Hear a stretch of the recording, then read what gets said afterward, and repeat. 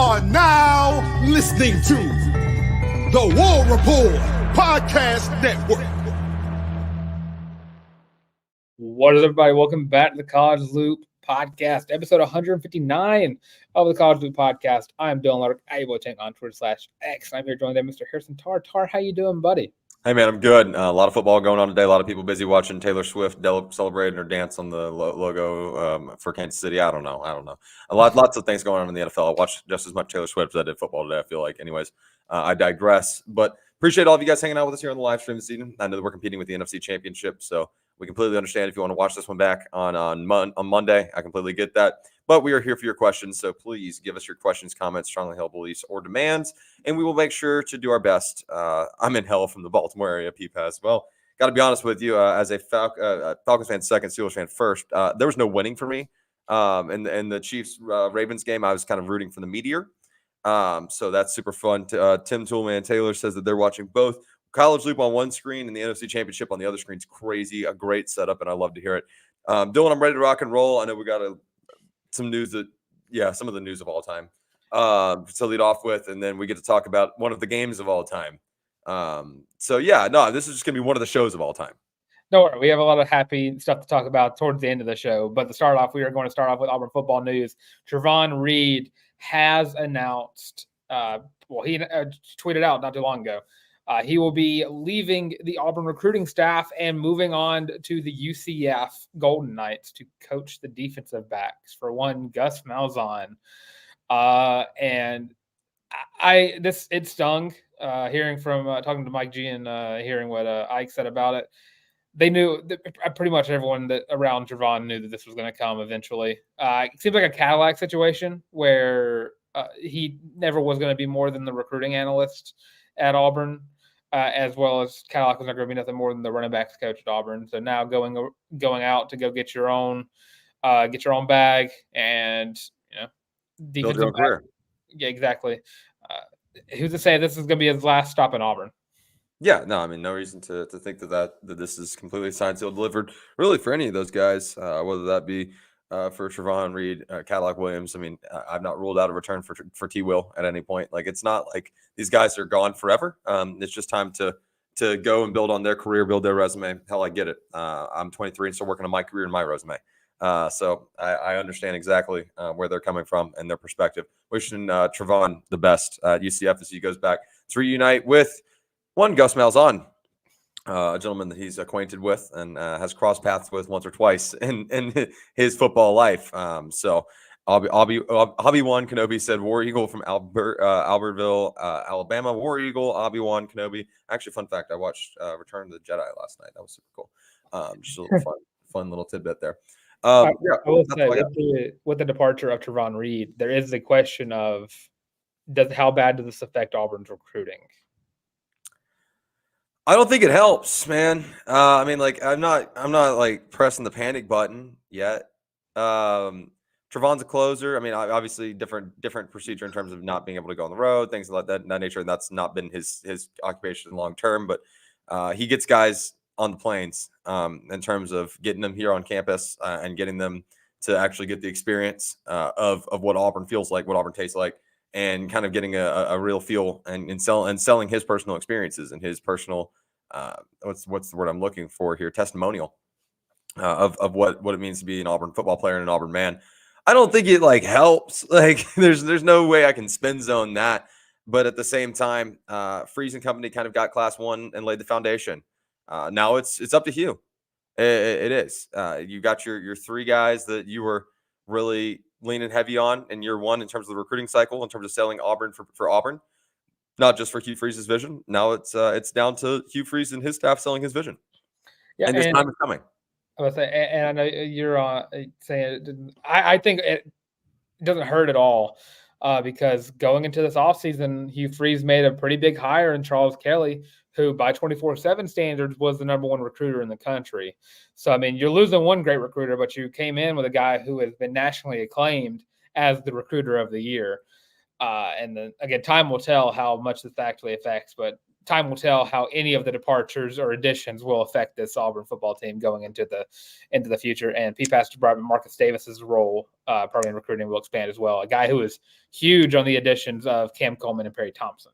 Yeah, I mean, look, I think Auburn's gonna be just fine. I think it's kind of a net zero kind of situation, right?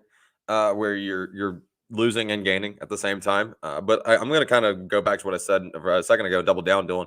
At this point now, it is the Hugh Freeze camp, and it is that staff's job, which is something we've really not seen at Auburn in a few years. Because I mean, yes, Malzahn was at that point where it was just his staff, and I get that, but Harsin never really got to that point because there was so much internal turmoil. I mean, that's just what that is. Now it's about maintaining program stability and relying on your staff, the guys you go out and get to help you go get guys, if that makes sense, to go get your pieces on your roster construction. So I'm with you, Dill. I don't think that this is a huge blow, but at the same time, it stings. Also, sorry if you saw me look down. I figured the text and message was Dylan texting me about something. So I know my phone's about to die, so I was asking my beautiful girlfriend if she could come over here and grab it. Hand you a phone charger. That's nice of her. How kind of Lauren. Shout out Lauren, the unofficial IT team of the College Loop podcast. I'd let her walk on camera to make her official debut, but she is wearing all Georgia, and she can get out of the frame. Yeah, for those of you guys who say that Dylan's not a patient soul, there you go. All that being said, PPAS mentioned Marcus Davis's role will expand. Also said that Trovon once gave him directions, and neither of you guys knew who each other was. It's really funny.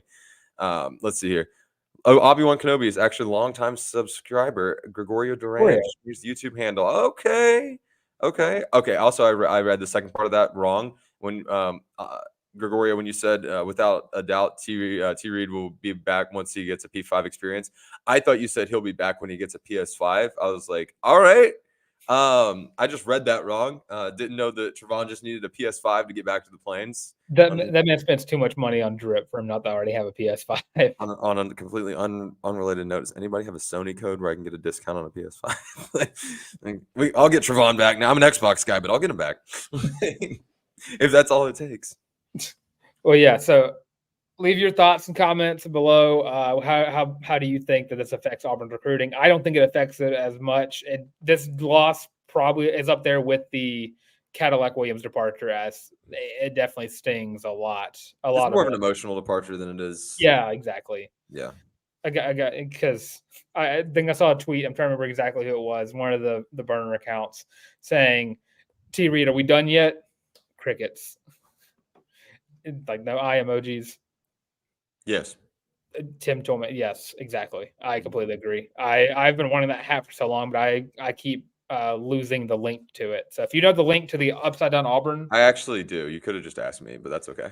Asking. Also, Tim Toolman, I just want to point it out there, like T. Reed has the best drip I've ever seen of any coach, but I can't rock the things that he rocks. Like he just has an unparalleled swagger that I just don't possess. But I can admire that guy knows fashion. Yeah. We got to hang the banner for the "We Not Done Yet." You can't use that over there. Completely agree. 100%. Guess Malzahn is taking too much from us for him to take that phrase away from us. That's a wild statement, but that's okay. Anyways, don't worry. I'm going to move forward. We're going to move into one of the games of all time. Before we do so, I want to remind everybody, while you're hanging out with us here on the YouTube stream, or if you're watching this back on the YouTube stream, make sure you hit like, subscribe, and ring the bell right here on the College Loop Podcast. If you're watching right now, I assume you're probably subscribed, so we appreciate you guys. Thank you guys for hanging out with us, especially during, like I said, the NFC Championship. But if you're not already subscribed to the College Loop Podcast, make sure you go ahead and do that. Give us a like, drop a comment on the show once it's completely released, post its premiere, which is live. So as soon as this thing's over, go drop some comments for us. Make sure you ring the bell so you can stay up to date with all the latest content coming out right here at the College Loop Podcast. You guys are the best in the world. If you're not watching on the YouTube stream, you're listening to this back on Sunday night, I guess later this evening, or Monday, whatever the case may be, or I don't know, next week. If you want to go back and catch up, that's fine.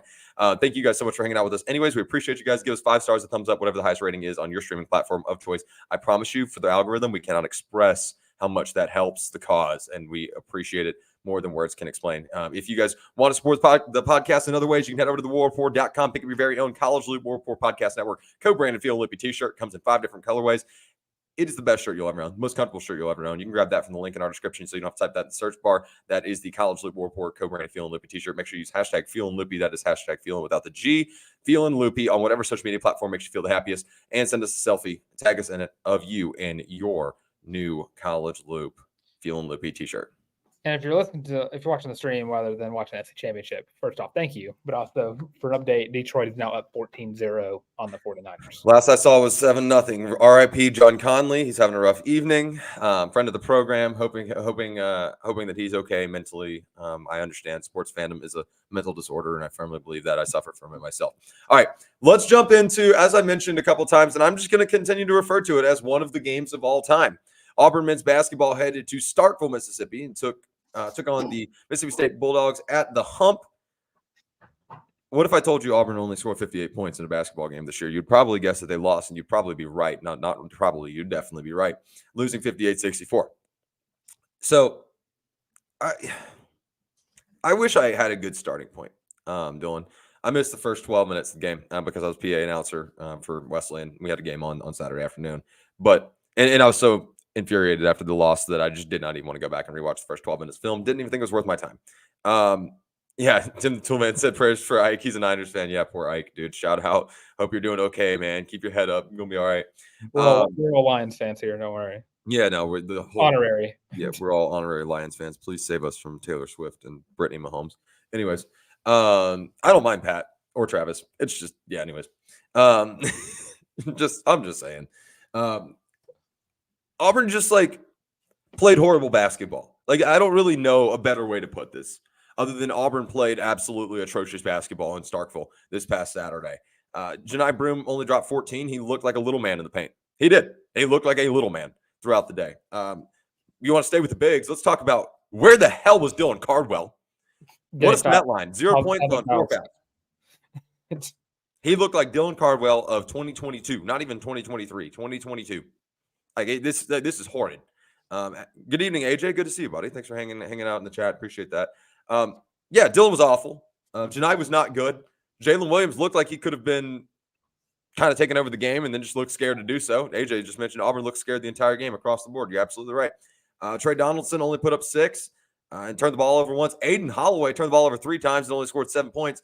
Guys, his 3-point selection, I know he hit 2. His 3-point selection's gotten worse. He looked like a freshman. And some of his passes were just sloppy. Chad Baker-Mazara felt like he was trying to do too much and only put up 3 points. It was just mistake after mistake. And a lot of guys that usually would have to play that many minutes had to play that many minutes because of foul trouble. Primarily on your bigs. Janai Broome played 34 minutes of basketball. AJ Rivera says, I'll say Aiden's not good enough right now to be a one and done. I absolutely agree. I think we're getting close to that conversation about coming back. Yeah, not great. Connie Friday Dobbins said, yeah, it was a tough to watch with my Alabama husband. First off, woof, sorry. Ouch. Yeah, no doubt. I wish I could sit here and tell you guys the Mississippi State, just played their ass off and shot the lights out. Auburn beat Auburn. Auburn beat Auburn on Saturday. First half, you shoot 28% from the field. That is abysmal. 20% from beyond the arc. And your only silver lining was your free throws. If you would have told me that a year ago, I would have called bullshit. But here we are. You go over to the Mississippi State side, and here's the most infuriating part: is they gave you so many opportunities to get into this game. Mississippi State turned the ball over 14 times. They shot 50% from the free throw strike, which, mind you, they took 18 charity shots. And then they shot 23-8 from beyond 3, and then wound up shooting in the second half. They shot 57-6 from the field, but they combined for 43-9 from the field. First half, 32-2. Mississippi State did not play well. Auburn just played that bad. If you're asking me right now if it's time to press the panic button, I'm not saying to do it, but if there's a clear casing over it, it's time to flip that up. It's time to start thinking. I got irrationally irritated yesterday because this is eerily 2022. I'm sorry for PTSD. This is eerily 2022. This group looked like they peaked at the absolute wrong time. And now you've taken yourself not only out of the driver's seat, but now you're going to have to fight like hell if you want to be in contention for the SEC regular season and if you want a 1 seed going into the SEC tournament. This is a problem. Not being able to play on the road is a huge, Huge problem. And that Arkansas win was really cool in the moment. They suck. They suck. They are bad. Yeah, sure. Muss has gotten the best out of Bruce the past couple of years, what have you, whatever. Arkansas is a bad basketball team. And they're going to be fighting to make sure that they, don't have to play the maximum number of games in the tournament, in the SEC tournament. They're in NIT bound. Auburn needs to get their stuff together. They've got the talent. It's just a matter of, guys, you got them. Here's my biggest pet peeve, and I've tweeted a million times. I'm going to let you roll, Dylan. But I've tweeted this a million times. Auburn has got to make their possessions make sense. And they've not done that. Stop playing your opponent's game. It's that simple. Whenever your opponent gets 3-ball happy and they start draining a couple, listen, it is not sustainable at the college level. If someone shoots 75% from 3 as a team and they just put up 30 shots in a game, so be it. They were going to beat you. That was going to happen. But it's not sustainable at the college level. It's a little more sustainable at the NBA because it's kind of their entire jobs. But it's not sustainable here. Play your brand. Play your tempo. Alabama's probably the only team you've played all year that's played a faster tempo than you, and you let them dictate. And then you did the same thing with Mississippi State. They put up a couple shots. I mean, Josh Hubbard played his ass off. I mean, give Josh Hubbard his flowers. He played a hell of a ball game. And, I mean, Cameron Matthews, not a bad ball player either. They've got talent there. But Auburn let them dictate the game. I'm just going to say it, Dylan. At some point, you got to look and say, damn it, we're better than them. You are. And it is okay to have that mentality. I got really, really frustrated yesterday. And it's more so that I just know this group is capable of doing way more than they're doing right now. That's where I'm at.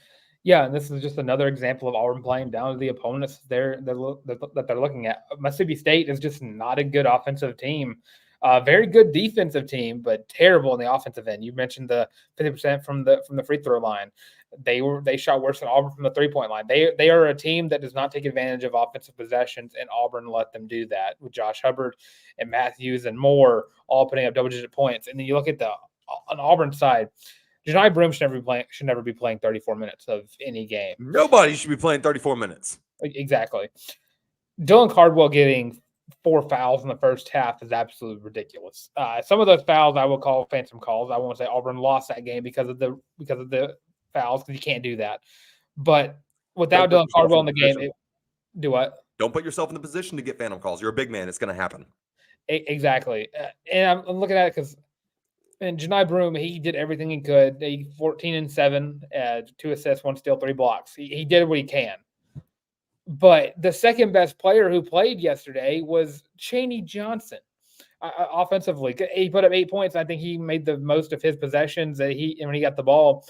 And defensively, he played very well as well. And hopefully this is a trend up for Chaney Johnson, but also the rest of the team is trending down in terms of play. I'm starting to look at the 10 deep mantra, and I'm looking at Chris Moore, and I'm looking at Lior Berman.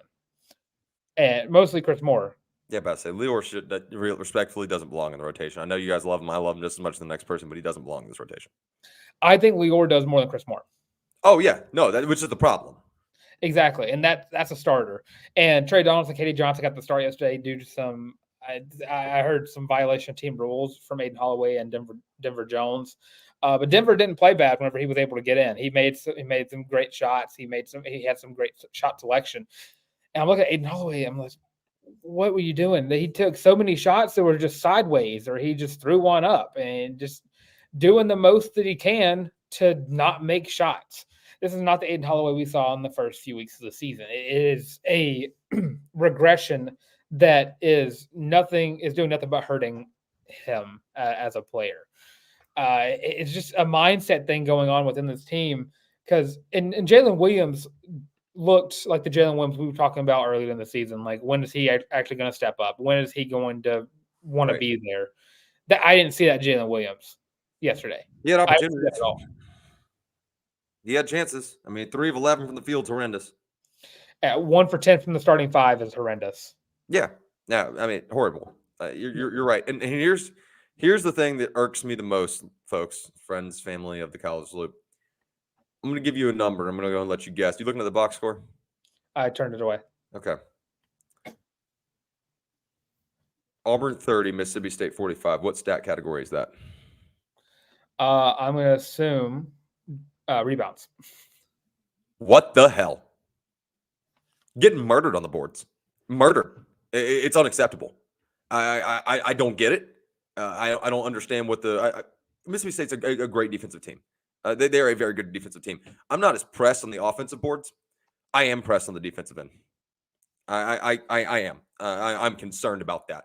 Janai Broome, he's up and down in terms of where I think his draft stock's at. But if he doesn't get automatic on cleaning up the boards on gimmies, that's going to hurt him long term, and it's going to hurt the team. It definitely hurts getting rebounds if you're playing tired for the last 2 minutes of the game. 100%. And look, I get that, but at the same time, I mean, it's not like Dylan Cardwell went in there and put in a clinic.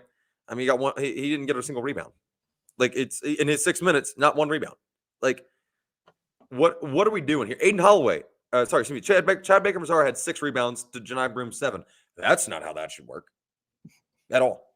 It's not. I'm just concerned on the glass. Well, I look at it like, why didn't you put Dylan Cardwell in for a little bit? Just let him foul out at the bare minimum. At least kind of give Janai Broome a chance to get some water, get some. Yeah, but Janai was playing better down the stretch. I get it. I get it.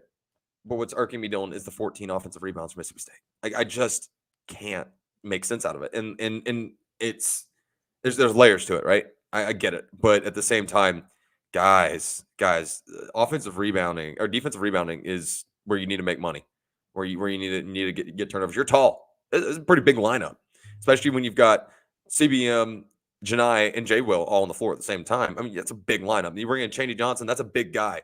Like, boards should be happening, and they're not. I'm just concerned there. AJ Rivera, I'm going to bring this up here again. Mentioned Auburn should get right against Vanderbilt, but Ole Miss Saturday has them worried. If they lose that, you're panicking. And I'm telling you right now, that's justified. That is absolutely justified. If Auburn goes in and loses to that Ole Miss team that they handed it to just a week ago, this is panic time. It is panic time and desperation mode, and effectively taking yourself out of the SEC race at that point. Like, just putting it out there. I don't think Tennessee and Kentucky are going to lose 3 times in the SEC. I don't. They got to play each other, but like, I don't see 3 losses from either of those schools in the conference. So I don't know, man. I don't have a solution. I will say to play devil's advocate to how terrible Auburn has looked. The entirety of college basketball has looked bad on the road. I don't know what it is. Every single person, every single team. That separates the good and the great. That's the thing. But like, even like Kansas and UConn are losing games on the road. Like, it's something that's happening all over the place. But it's time for Auburn to realize Neville Arena can't move. It's not on wheels. You're not going to play at Neville Arena in March. Exactly. You're going to be playing in Nashville, and you're going to be playing in probably Birmingham or somewhere around there. AJ Rivera said Bama could win the SEC. They're looking better than I thought they were this season. They're in the mix. I think they're a couple. I don't know. I think they're a couple pieces from being a complete team. And that Tennessee team is really, really good. I don't know who's beating them in the SEC. Tim Toolman Taylor said, "How do we even get here? We were a juggernaut, and people were finally starting to believe in us." SMH. Well, I mean, Tim, you're right. That's why I called back to 2022. Auburn was the number 1 team in the country, and they were the best team in the country for that stretch of time. And then they fell apart.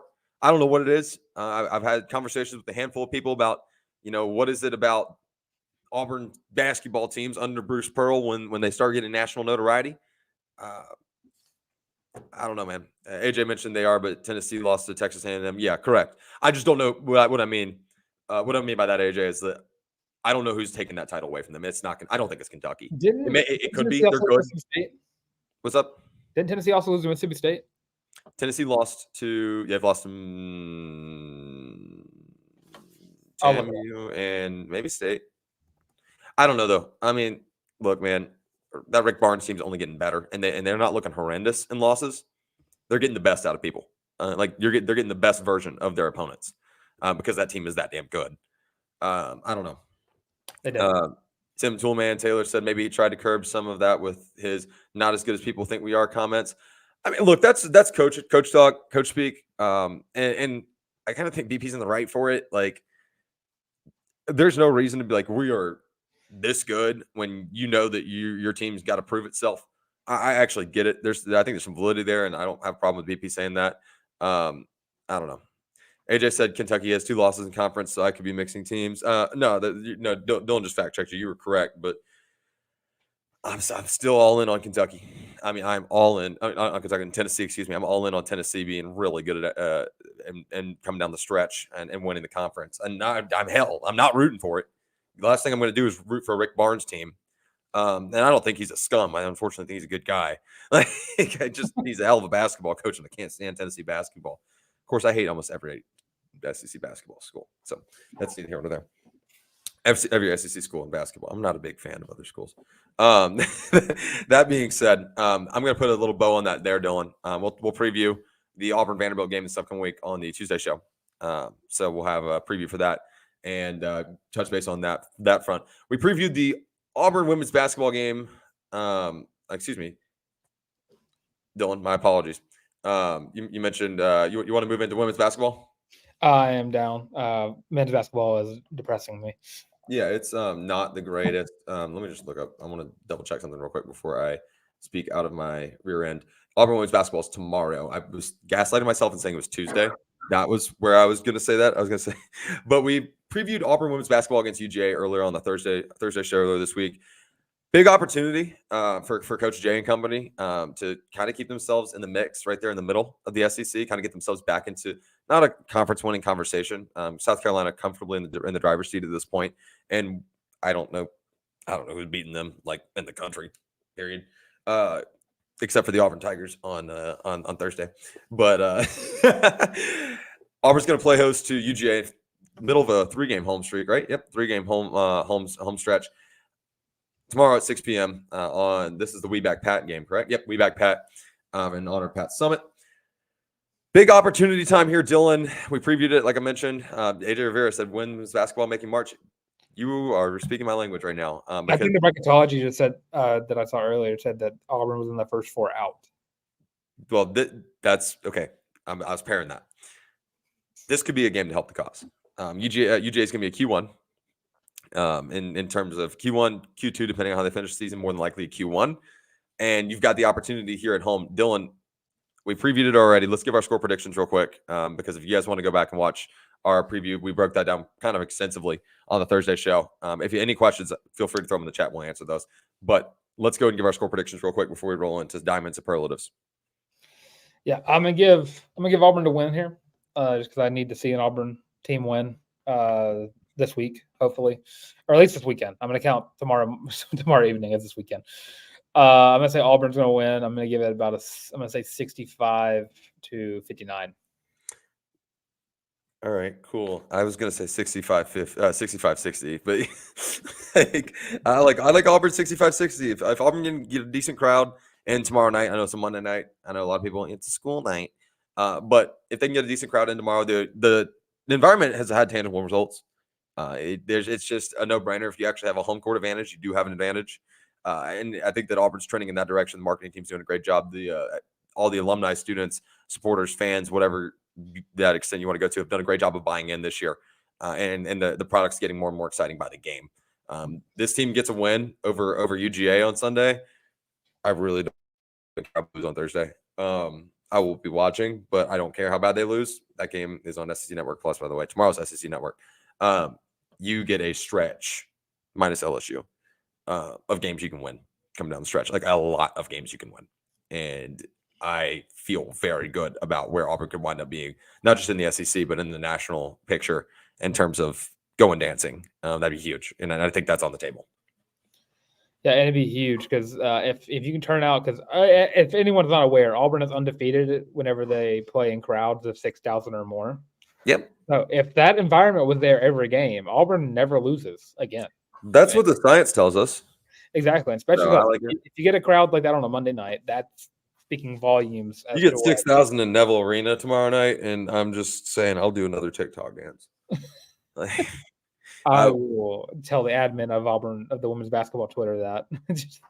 Yeah, that's fine. Just let top liked comment gets to pick who what the TikTok dance is. Yeah, that's fine. Just shoot Wes a DM. Yeah, but at the bare minimum, I do think that South Carolina game is going to be another rocking crowd. exactly. I do think the outcome is going to be completely different. Respectfully, that South Carolina team is really good. Hey, Daniel's first quote graphic was talking about how Auburn women, how they could take down South Carolina. I think it's possible. I mean, yeah, if we already knew who was going to win, we wouldn't play the game. Exactly. That is just sports. That is how sports work. But I would not bet on Auburn in that game. Well, I would have a great payout. if I was a betting man, I would not even touch anything with that logo on it, regardless. So that's just no, it's suicide. That's what being a 23-year-old fan of Auburn has taught me. Never bet on the Tigers because it's suicide. Okay. Exactly. Wishing women's basketball and Coach Jay and company the best. Honestly, why don't you go give me a triple-double tomorrow night and just see what happens. Come on the show on Tuesday, and then since I called my shot, you can or on Tuesday, yeah, you call. I called my shot. You can come thank me for that since I put it into existence and manifested. Let's talk baseball. Let's talk softball. Let's give our diamond superlatives. Dylan, great call on this for today's show. We'll start with Auburn baseball. We're going to give our player of the year, most improved, and best newcomer. Dylan, I'll let you kind of rattle yours off, or I can go first, whichever one you want. I know you're going to want to close on softball, so I'm going to close on baseball.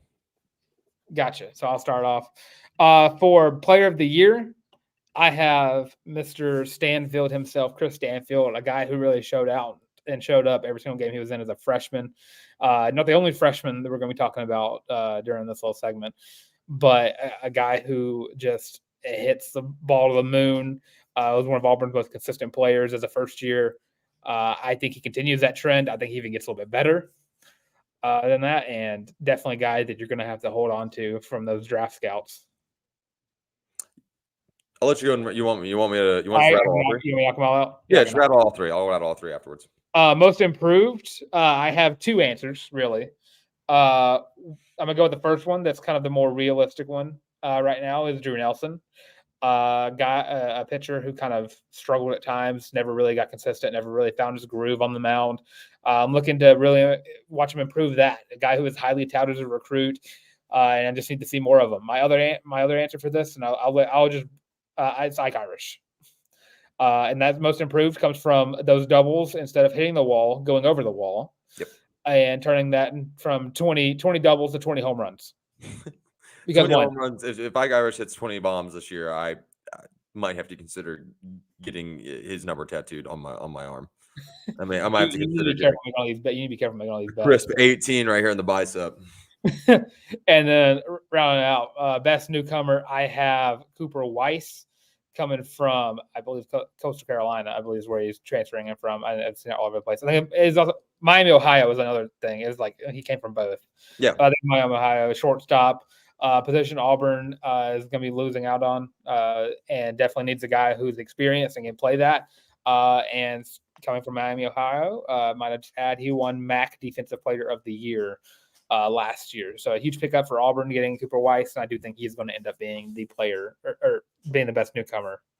Love it. So you've got Chris Stanfield, Ike Irish / Drew Nelson, and Cooper Weiss. Love those. Love that group. One of those answers is going to sound pretty familiar when I get around. AJ Rivera mentioned, do y'all know anything about the women's tennis coaching situation? I'll be transparent and candid. I do not. I don't. I'm just going to be honest with you, and then I'm going to roll into mine. I'm sorry, AJ. I can ask. Like I just not something that's entered my sphere to this point, and I've been working on my golf game a lot lately. I'm going to be honest with you. Anyways, for my player of the year, I've got Joseph Gonzalez. This guy, one, needs to have a huge year. Two, Auburn needs to have him for him to have a huge year because you need your Friday night guy. This guy can be your anchor. Can get you deep into games. He's got a very conditioned arm, been around for a long time, coming off an injury, obviously, but played multiple years at Auburn, several years at Auburn now, and played at the college level for a long time, working on strength, working on velo. If he can come back and be the kind of guy that we think he can be, Joseph Gonzalez could wind up being this team's MVP if they make a decent run on the defensive side of the ball. Obviously, I'm going to kind of piggyback off of you as I pivot into who could be my offensive MVP, and that is Ike Irish as well. Like you mentioned, working on the power, getting in the gym, which I'm certain is part of the weight training plan. I don't know if you remember, but they used to have like Lift Beach during COVID. That was so electric. Anyways, yeah. So I've got Ike Irish in terms of that, and I mean, he didn't commit ease. He's, by the way, 58 games played, 58 games started last year. The dude is locked down on defense, but you got to find a place where he belongs. In terms of like where he truly should be at. So that's something that can really improve not just Auburn's chances, but Ike Irish's chances of being a coveted prospect when he decides to turn pro. My best newcomer is going to be Carson Myers, the young man out of the University of Alabama, Birmingham. Give me 2 seconds. I'm going to pull up his stats from UAB. The transfer from UAB led qualified pitchers with a 3.52 ERA and 14 appearances and 13 starts. Struck out 70 batters and 71.2 innings of work and held opponents to a 231 average against. He improved his ERA in conference play, which is usually not the way that works. It is usually the inverse. He was pitching to a 3.29 in Conference USA play. So this young man can really add an opportunity, not opportunity, but a big arm coming off the mound. The junior out of Bowling Green, Kentucky, by the way, a big arm to this rotation and kind of establish a 1-2 punch. Not necessarily in starting rotation minutes, but actually an anchor in this bullpen. 70 innings is clearly not enough to get the job done in terms of a starter throughout the course of a year. But at the same time, if you can have a 1-2 punch of Jogo and Carson Myers, you can win your Friday night games and a lot more often than not. And if he has a big year, this young man could really turn some heads and also potentially get himself a bid in the coveted draft coming up this year. So let's roll into our softball superlatives here, Dylan. We'll go one at a time here. Player of the year, let's just go ahead and acknowledge we have the same one. Before we do this, I will say I just looked up the tennis thing. They just fired their coach. Fired the coach 2 days after they got nationals. So that's weird. I have no inside scoop on that whatsoever. I don't either. I was trying to look it up, but no one's saying anything about it. Very abrupt, very weird thing to do after you went with clinch nationals. That's the first time I heard about it, but yeah, let's get into softball. Yeah. Anyways, into our softball diamond superlatives. Let's go ahead and knock out player of the year for both of us. It's Maddie Penta. Yeah. Period. I don't really think we need any background on that. I don't think we need to elaborate. Show me what she was 8th best in the country, right? 9th. Which was very. Show me 8 better. Show me 8 better. You can't. My most improved player this year is gonna be Emma Rolfe. You need a second punch. Can you step up and do that?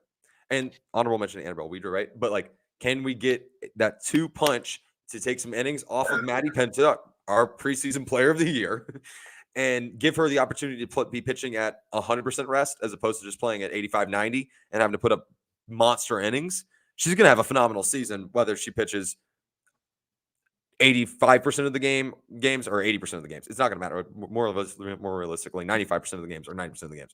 It does not really matter. If you can have a solid 2-3 and Emma Rolfe and Annabelle Weidner, if they can really take that next step up, then this group is, oh my God, disgusting. Really, you don't have to be that crazy good on offense. That's just, it's going to take care of itself. It's going to sort itself out. And your pitchers are going to keep you in games and give you chances. Your most improved, Dylan. Yeah, just build off of your Emma Rolfe thing for a second. During fall ball, she definitely was one of the stars of fall ball. Definitely looked way more improved. Her and Annabelle Weidner both giving Auburn a chance to go 4 deep on the mound going into next year's with her, Annabelle Weidner, and Shelby Lowe all coming back. My most improved, I'm looking at Isis Tresvik. She was very good down the stretch, and I'm looking for her to get a little more consistent hitting the ball. She was very good in the outfield. They just made the outfield for Auburn last year was just outstanding. But it's time for them to step up a little bit more, get more consistent. And I saw Isis Tresvik, the transfer. I'm trying to remember where she transferred in from last year. Oh Lord, what's it? Thank you for asking me a question. When I wasn't prepared for that, I can look real quick. I wasn't prepared for it too. Whenever it came out of my brain. North Carolina A&T. Yes. So I'm looking for her to really step up and become a consistent contributor on this Auburn offense and defense. Yeah, I think you nailed it. Just needing more all-around balance. This team is going to be different from last year. I don't think as good as last year, but they can be if the right things fall in the right places, if that makes sense. I think they still finish top 5 in that season. Yeah. Oh, yeah. No, for sure. Absolutely. 100% agree. Best newcomer. I went with a fun pick here, guys. Look, I don't necessarily know how much PT that this young lady's going to get, but it's fun to have her on the team, and that's Mariah Penta. And I say this because if there's more Pentas in the world, bring them to Auburn softball. And I am just not opposed in any capacity for everything Maddie's done. If she's got a fraction of her sister's athleticism, guys, we are cooking. So we'll see what she's able to do. She's like I said, a utility player. So she'll kind of knock around position to position, and she held a 500 batting average with 4 homers in her senior year. So like, it's not like she can't play ball. Hey, I've heard Maddie Pinto rakes too. So like, maybe Mariah's the hitter here. Yeah, heard from known Arkansas first baseman Bree Ellis. Arkansas softball legend. Yeah, Arkansas softball fall ball legend Bree Ellis. Talked about that, but my best newcomer. Speaking of Bree Ellis, who again transferred out this past offseason, I'm looking at Amelia Larck, the transfer out of Maryland. Looking at her stats from Maryland last year, she batted a .285. She had 16 home runs with a 47 RBI. Auburn needed to replace a Bree Ellis caliber player, and they got someone who I don't think is on the same level as Bree Ellis, because it's going to be very hard to find anyone on that level, but someone who is pretty darn close. I do think that she is going to come in right away. She was very good in fall ball. She was right there with Elma Rolfe and Annabelle Widra, hyping up the crowd, hyping up the team, doing everything possible to prove that she is an SEC caliber player coming from the Big Ten. And she's already won me over as one of my favorites on this team, just for how vocal she was from the field. So it's gonna be a lot of fun to watch her play, and she has offered an open invite to come on the show. So maybe we'll get a softball player this season as well. Who's to say? As we move on from Auburn softball and baseball and our Diamond superlatives, let's touch base real quick on Auburn Gymnastics and their loss to number 4 Arkansas, 196-675 to 197-225. Couple quick notes. Cassie Stevens wins the all-around. Shout out Cassie, doing things that we knew Cassie Stevens was capable of doing. Freshman Julianne Huff put up a 9.9 on vault. Good vault scores. It's a nice change in pace. And this one blows my mind, Dylan. Auburn struggled on bars, ? Yeah, what if I told you that Auburn's lowest scores in a gymnastics meet came from bars? And one of their highest came from vault. That's the wild thing to me. They scored their highest on floor, which we are used to this. Then it went to vault, and then it went to beam, and then they did not even scratch a 4 to 9 points on bars. A position, not a position. I guess position. I'm trying. What are the words that are not going in my brain? I don't know. I'm glad I can't read your brain. Yeah, rotation. That's what I'm looking for. Rotation. A rotation that Auburn has been consistently good at under Graba, and went to win championships out a couple years ago. I mean, yeah, okay. You had a little talent there, but yeah, you had Sidney Lee, of course. Yeah, the GOAT. Like, but you had pretty disappointing performances from your big hitters, Olivia Hollingsworth, Cassie Stevens, and Sophia Groth, all really struggling on the bars. It's something you don't want to see, especially whenever you had that win in the grasp of your hands, but starting off with the bars and just starting off so low, it kind of hurt and ruined any chances that you had. Even Auburn finally looked good on vault and lost because the bars were not good. Wrap your brain around that one. That hurts me so much. That is I'm trying to think. That's like the 3rd consecutive SEC loss, 4th if you count the Bama quad meet. They have another quad meet coming up this week. And Graba's been very open about the losses don't hurt in gymnastics like they do in other sports. As long as you're competitive enough, you will be ranked high, and Auburn is. They just have the unfortunate schedule to be playing in the best athletic conference in all of sports, where they have now played 3 consecutive top 10 teams and lost. This team is going to win a game. Is going to win a meet or 2 down the line against one of these top teams, because they are one of these top teams. It's all about getting together, all in the same meet.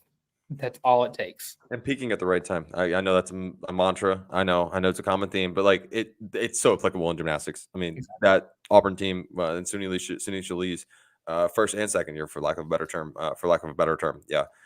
Both of those years got hot at the right time. And they were putting spectacular stuff together all year. Now, don't get me wrong, but specifically her sophomore year, that group knew when to turn it on. They knew when to throw. the toughest stuff that they had to throw. They worked on adding bits to the routine outside the gym and not throwing them in earlier meets and throwing them in later meets, and they did it well. It's kind of not saving your best stuff for last, but making sure that when you throw stuff, you're not keeping yourself out of competition, but you're ready to throw higher level stuff and higher difficulty stuff when you come down to the higher stakes meets. That's really all that matters. Winning does not matter yet. It does not matter until the tournament. That literally does not matter until the tournament. So Auburn Gymnastics is going to be just fine, though. Exactly. And again, don't click the panic button on gymnastics. Graba has his team right where he has his team right where he wants them. You know? No, I'm the anti-panic button of Auburn Gymnastics at the moment. I'm not at all worried. That's all we've got today for the College Loop podcast on Conference Championship Sunday. For those of you guys who celebrate in the NFL, it's one of the days of all time. Anywho, I'm Harrison Tar at by Harrison Tar on the Bird app. Before I get to, I guess you guys can find me on Instagram as well, so I'll just go and plug that. But before I get to the rest of my shtick, I'm just going to remind you guys, if you guys want to help support the College Loop podcast, make sure you hit like, subscribe, and ring the bell right here on the College Loop YouTube channel. Drop a comment, give us your questions, concerns, strongly held beliefs, and demands in the comment section, and share the show with a friend. If you're listening on one of your streaming platforms instead of the YouTube stream, totally fine. Thank you guys so much for hanging out with us. Give us 5 stars, thumbs up, whatever the highest rating is on your streaming platform of choice. If you want to continue to support the show, head over to thewarreport.com, pick up your very own College Loop War Report co-branded Feelin' Lippy t-shirt. Use hashtag Feelin' Lippy, feeling without the G, on social media when you send us a selfie of you and your brand new Feelin' Loopy t-shirt. Thank you guys so much for tuning in, especially those of you guys who are running dual monitors, watching football and watching the College Loop podcast. You guys are rock stars. AJ Rivera, Tim the Toolman, you guys are the bomb. Thank you guys so much for tuning in. Thank you guys, everybody, for listening along with us and continuing to give us the love and support that you guys unwaveringly do so.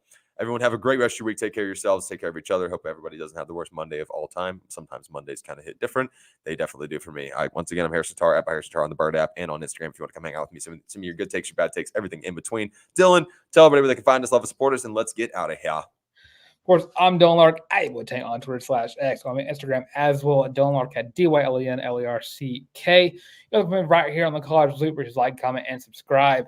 Make sure to check us out on social medias as well. All of those. It's going to be Twitter, Facebook, Instagram, TikTok, all of those at the College Loop. I don't think I have to spell that. It's just right up there in the top corner. I'm not used to being on this there, right there above Tar. And of course, if you're tired of hearing our voices, completely understand it. We'll have an audio version of the show come up as well, the same time as all the other shows come out. So with all that being said, go Lions, and please, Dan Campbell, save us. And this has been the College Loop podcast. Love you guys.